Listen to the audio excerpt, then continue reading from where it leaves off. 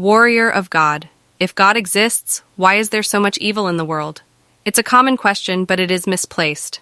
All things must have balance, light and dark, good and evil, sound and silence. Without one, the other cannot exist. So if that's true, then God does nothing to fight evil? That might be your follow question. Of course he fights evil, relentlessly. I am D'Artagnan, one of his most holy and righteous angels.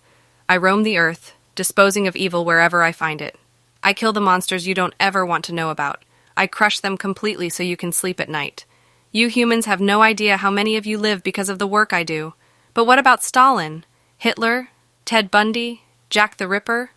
Well, those are the minor ones I had to let live. For balance. The ones I destroy are too horrible and vile to survive.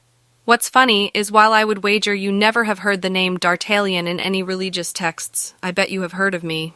Americans, for example, have their own name for me, sudden infant death syndrome.